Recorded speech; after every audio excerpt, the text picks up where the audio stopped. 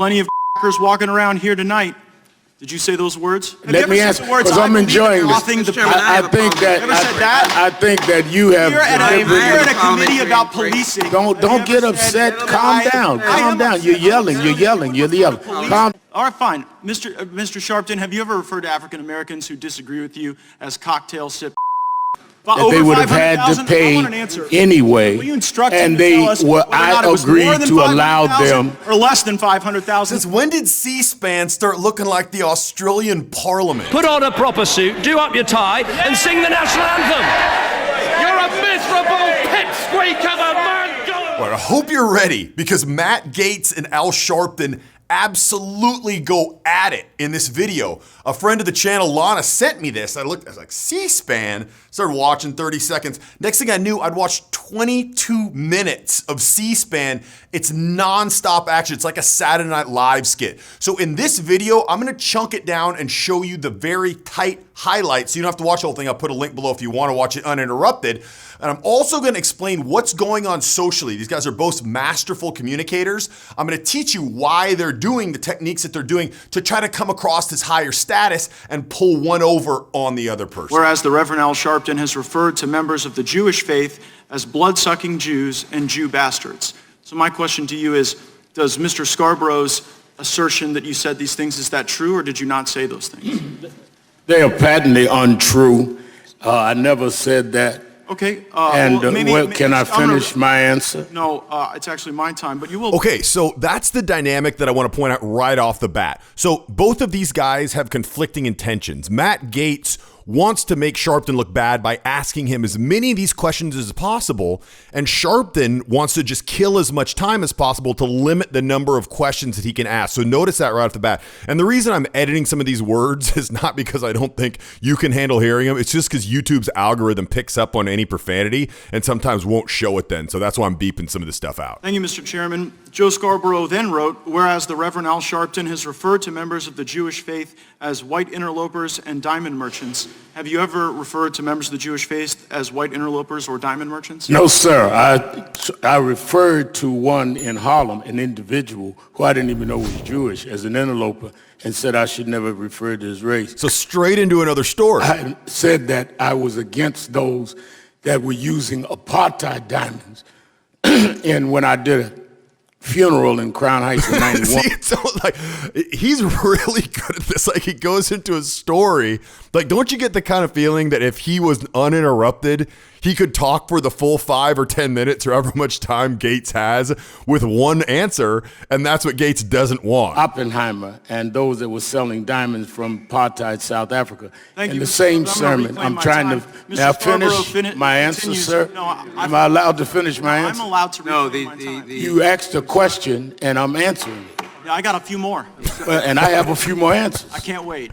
Can't wait. Well, apparently you do, because you don't want me to answer. No, I want to So know. since you raised it, let me finish. I also talked about people. So both of these guys are good to learn from as far as holding their frame, because right now the level of emotion's gone up a little bit, but they're not rattled, right? They're not out of control. Many things where there were signs that I did or did not agree with. Scarborough and I would say that if I was aware. So do you notice they're both, something that you can learn from this is they're both talking as if the other person is not talking. When someone tries to talk over you, typically one person, and usually it's a person being talked over, just stops talking because they're rattled. The other person's talking louder. The other person sounds more confident.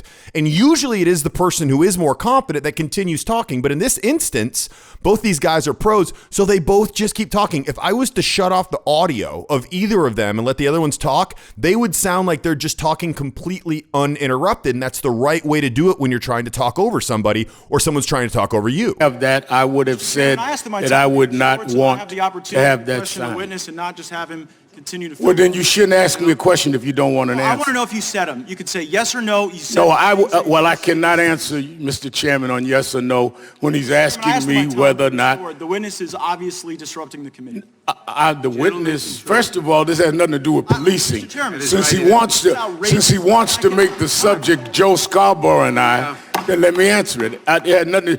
Last I know, Joe Scarborough nor I are members of the police department or has anything to What do with is excessive outrageous- what force. is outrageous- But I'm loving to engage this if he lets me finish. But I was not even called by the family until the day after. Thank you, Mr. We Sharpton. had I'm gonna nothing to reclaim do my with it. When I time. came to Mr. Crown Sharpton, have Heights, you ever I led the referred- first Mr. nonviolent Chairman, march there. Are you really? All right, fine. Mr. Sharpton, have you ever referred to African Americans who disagree with you as cocktail sip Negroes? I have. Thank you, Mr. Chairman. Have you ever referred to African Americans who disagree with you as yellow and then the N-word? I don't know that I've referred to people as names. I don't know if it's because they disagree with me, but I have said things about blacks and whites. I'm glad you made it clear that I don't only attack whites. Thank you for that. Have you ever said that? Have you ever referred to African Americans who disagree with you as Negro militants? I didn't know that was a derogatory statement. I didn't say it was. Just ask if you used it. I don't know. I don't recall.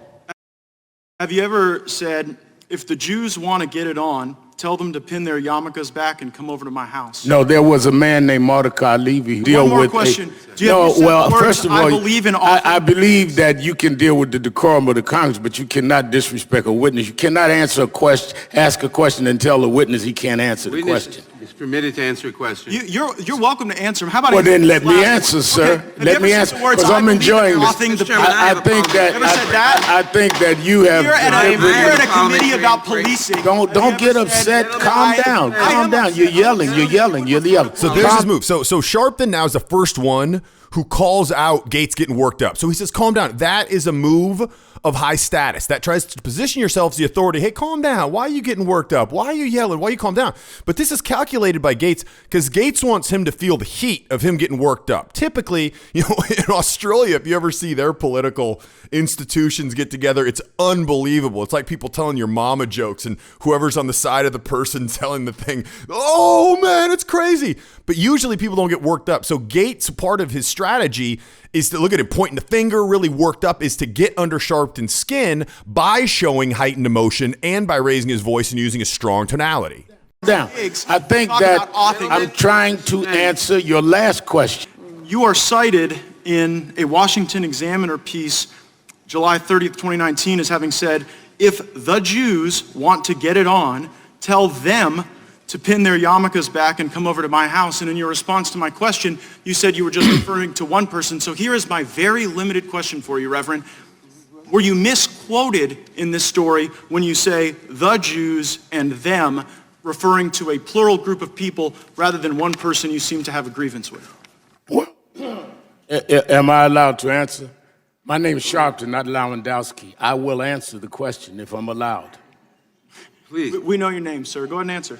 And you then know that I'm going to answer. Okay, so that was an important interaction right there that Sharpton actually lost. So Sharpton came out with a battle of wits, and he says, listen, are you going to let me answer this question? Because he's been getting cut off before.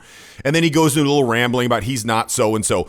And so Gaetz comes back, and he says, yes, we know your name. We know your name. Okay, so that's kind of a smart aleck remark right off the bat. But then he also says what? Yes, sir, go ahead and answer. Go ahead and answer the question. He's telling him what to do. So he actually got two cracks in there, and then Sharpton was thrown off tilt there. You could tell he took his glasses off and came out with something that didn't even make sense. He was trying to come back with something witty so he didn't come out on the shorter end of the stick, but instead he says, then you know then that I'm going to answer this question, right? And you then know that I'm going to answer. Didn't even make sense. So he lost that battle. The person that either can't come up with something to say or says something stupid is the one that loses a battle of wits, and the other person comes out looking better, looking like they have higher social status. So is it your belief that If I said them or not, would that help or hurt excessive force of policing? Well, I think it's pretty significant when someone wants to come and preach to us. Mr. about Chairman, point of raising a federal parliamentary standard, inquiry. Mr. Chairman, and then, Mr. Point Chairman. of parliamentary inquiry.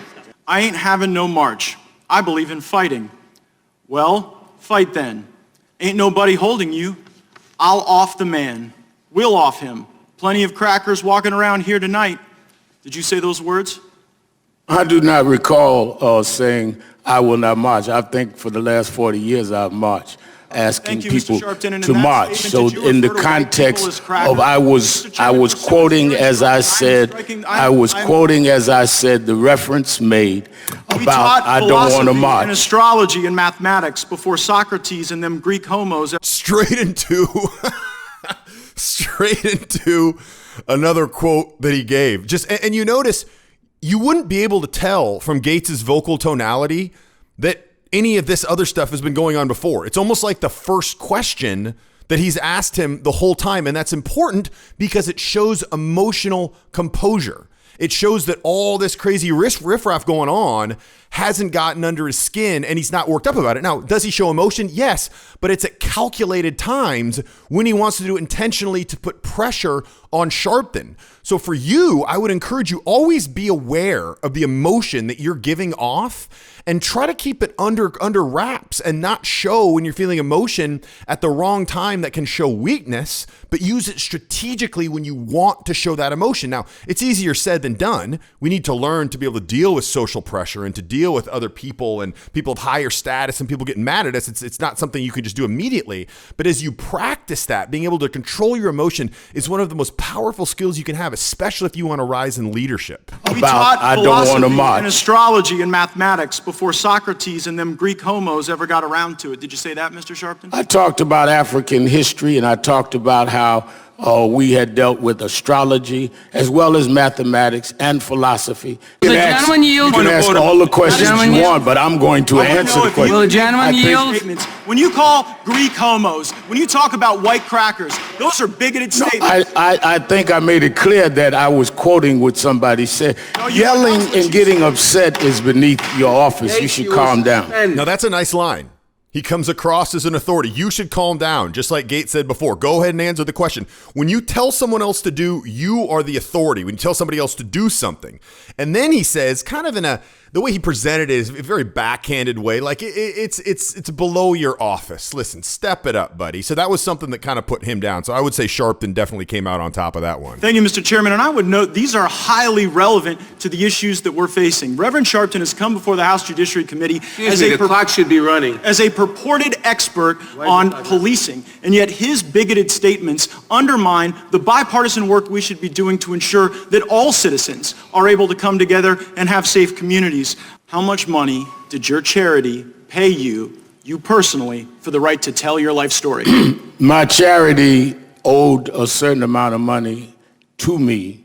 Was that some So over $500,000? the answer, can I finish? Was it over $500,000? Can I finish? Whatever the More or sum less was, than $500,000 the sum, whatever your the charity sum. gave you to tell your life story, because I think most people would see that as a charity fraud. It's a again, straight fraud. charity Engaging in again owed me a certain amount of money that over they would have had to 500,000? I pay want an answer. anyway, Will you instruct him and to they tell us were. whether or not I it was more agreed than to allow 500,000 them. or less than 500,000 that his charity paid him for his life story? Gentleman's time. I allowed them to use Gentlemen's- those funds Chairman, I to asked you to have instruct the my was it right. more than $500,000? Gentlemen. Now, clearly, these guys are both pros. They basically do this for a living. But if you want to learn how to just easily go up and start a conversation with a stranger and keep it going so it's natural and not weird, I've got another YouTube video you can click right here to watch, and I'll walk you through exactly how you can confidently always go up to people and start that conversation and have them be interested in you because you come across as high status and someone worth talking to. I'll talk to you there.